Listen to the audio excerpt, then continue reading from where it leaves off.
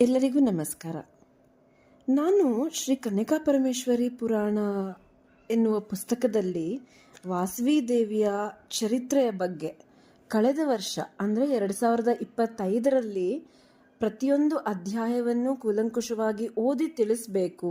ಎಷ್ಟೋ ಜನರಿಗೆ ಓದ್ಲಿಕ್ಕೆ ಸಮಯ ಇಲ್ಲದೆ ಇರೋರಿಗೆ, ಓದ್ಲಿಕ್ಕೆ ಆಗದೆ ಇರೋರಿಗೆ ಕನಿಷ್ಠ ಶ್ರವಣ ಮಾಡಿ ಆ ದೇವಿಯ ಕೃಪೆಗೆ ಪಾತ್ರರಾಗಲಿ ಅನ್ನೋ ಉದ್ದೇಶದಿಂದ ನಾನು ಆ ಕೆಲಸವನ್ನು ಶುರು ಮಾಡಿದೆ.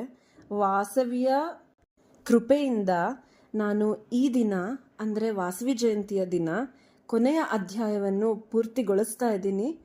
ಪ್ರಾಮಾಣಿಕವಾಗಿ ನನ್ನ ಕರ್ತವ್ಯವನ್ನು ನಾನು ಮಾಡಿದ್ದೀನಿ.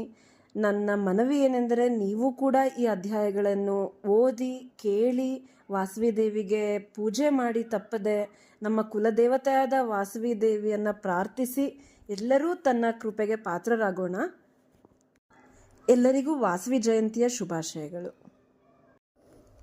ಇಲ್ಲಿಯವರೆಗೂ ನನ್ನ ವಿಡಿಯೋಗಳನ್ನು ನೋಡಿ, ಕಥೆಯನ್ನು ಕೇಳಿ, ಲೈಕ್ ಮಾಡಿ, ಶೇರ್ ಮಾಡಿ, ಸಬ್ಸ್ಕ್ರೈಬ್ ಮಾಡಿದ ಪ್ರತಿಯೊಬ್ಬ ಸಬ್ಸ್ಕ್ರೈಬರ್ಸ್ಗೂ ಧನ್ಯವಾದಗಳು. ಈ ಕಥೆಯನ್ನು ಇಷ್ಟು ಚೆನ್ನಾಗಿ ಅನುವಾದ ಮಾಡಿಕೊಟ್ಟಿರುವ ಡಾಕ್ಟರ್ ಗುರುಮೂರ್ತಿ ಪೆಂಡಕೂರು ಅವರಿಗೂ ಸಹ ನನ್ನ ಹೃತ್ಪೂರ್ವಕ ಧನ್ಯವಾದಗಳು. ನಾನು ಇದೇ ರೀತಿಯ ಮತ್ತಷ್ಟು ಬಹಳ ಒಳ್ಳೆಯ ಮಾಹಿತಿಗಳೊಂದಿಗೆ ನಿಮ್ಮ ಮುಂದೆ ಬರ್ತೇನೆ ಅಂತ ಹೇಳ್ತಾ ಈ ವಿಡಿಯೋವನ್ನು ಇಲ್ಲಿಗೆ ಮುಗಿಸ್ಕೊಡ್ತೇನೆ.